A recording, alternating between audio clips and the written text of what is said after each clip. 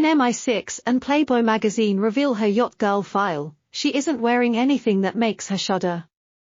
Meg was shocked to learn that MI6 and Playboy magazine had leaked the Duchess's private information and nude photos. This explains why she isn't used to wearing anything at all. She relied on her uncle, or rather, her father's brother, to get a job at the embassy, but she was preoccupied with other staff members and couldn't finish the exams required to be eligible for a foreign service position.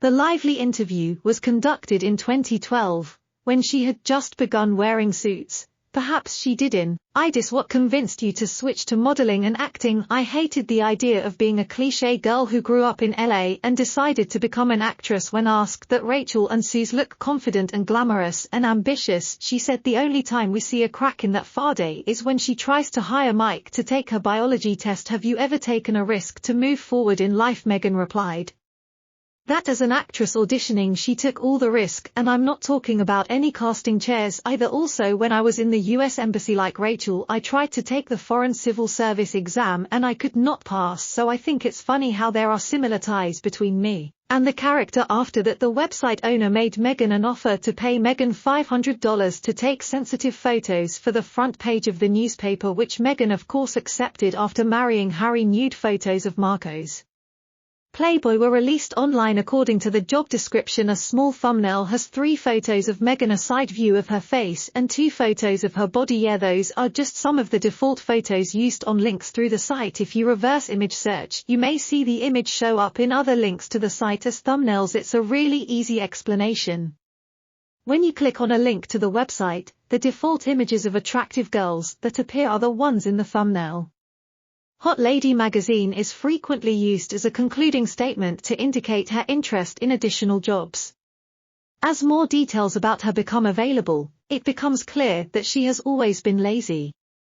I remembered how the late Queen and Ped were staring at her at that lavish nuptials. Even Harry went too far with this, but at least now we know why they thought he was foolish. We wouldn't need to import a woman if we wanted one, we could locate one locally. Horrible news from the US. At the conclusion of the interview, Megan even brought it up.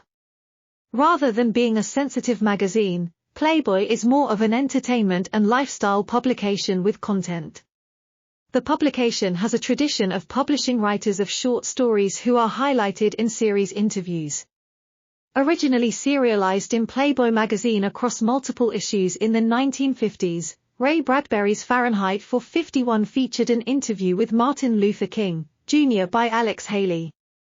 Lockhart apparently came up with a girly fire column so the magazine could publish an interview with the young actress and show PR films in a famous magazine which still had global newspaper circulation at the time, and I'm pretty sure it still had web traffic, which is pretty good. In addition, during those interviews Megan accidentally admitted to lying about her degree. She did not graduate with a double major in international relations, but in international studies at the School of Communication. I've left a few comments on this topic before. Her degree is a combination of classes in sociology and literature. All her and is a cohesive study of geopolitics, history, state building, and more. Of course, she took the easier level and lied about making the harder level to boost their credentials, like she did with her own office when she was just the opposite row statue after the photo shoot. Won't be a problem. The real problem here is the crazy way her mind entered the character's identity and brought Rachel alive. She belongs to a refugee camp because she really needs treatment, but she's certainly not the only one who makes Oprah stay.